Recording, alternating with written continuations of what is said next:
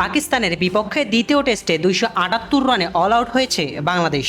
এদিন সিলেট আন্তর্জাতিক ক্রিকেট স্টেডিয়ামে প্রথমে টসে জিতে টাইগারদের ব্যাটিংয়ে পাঠায় সফরকারীরা। ফিল্ডিংয়ে নেমে উড়ন্ত সূচনা করে পাকিস্তান দলের ক্রিকেটাররা। মোহাম্মদ আব্বাসের বোলিং তোপে স্কোরবোর্ডে কোনো রান না উঠতেই প্যাভিলিয়নে ফিরতে হয় মাহমুদুল হাসান জয়কে। ইনিংসের দ্বিতীয় বলে সালমান আলী আঘার কাছে তালুবন্দী হতে হয় এই টাইগার ব্যাটারকে। যেই মাঠে গত বছর তিনি খেলেছিলেন তার ক্যারিয়ার সেরা ইনিংস, সেখানেই তাকে আজ ফিরতে হলো খালি হাতে। জয় আউট হলে মোমিনুলকে সাথে নিয়ে দলের হাল ধরেন তানজিদ তামিম। টাইগারদের হয়ে সাদা পোশাকে আজ 109তম ক্রিকেটার হিসেবে অভিষেক হয়েছে তার। তবে অভিষেক ম্যাচকে তেমনভাবে রাঙাতে পারেননি তিনি।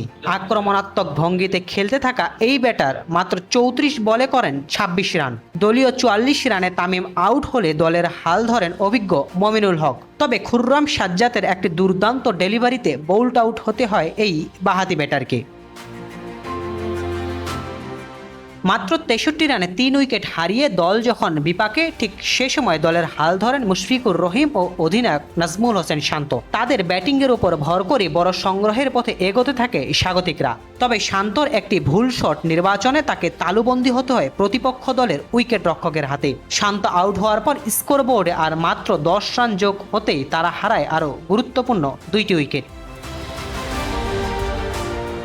এরপর তাইজুল ও তাসকিন আহমেদকে নিয়ে বড় সংগ্রহের দিকে ছোট ছোট পার্টনারশিপ গড়ে এগোতে থাকেন লিটন কুমার দাস। প্রতিপক্ষের কাছে একটি জীবন পেলে সেই সুযোগ কাজে লাগান লিটন। একের পর এক বড় বড় শটে তুলে নেন তার ক্যারিয়ারের 6ষ্ঠ সেঞ্চুরি। সেঞ্চুরি করার পর আরও আক্রমণাত্মক ভঙ্গিতে খেলতে থাকেন এই টাইগার ব্যাটার। তবে হাসান আলীর একটি বাউন্স বল উঁচিয়ে মারতে গেলে বাউন্ডারি লাইনের কাছে তালুবন্দী হতে হয় তাকে। প্যাভিলিয়নে ফেরার আগে তার উইলো থেকে আসে 126 রান, 16টি 4 ও 2টি ছক্কায় এটি তার ক্যারিয়ারের 4র্থ সর্বোচ্চ রান।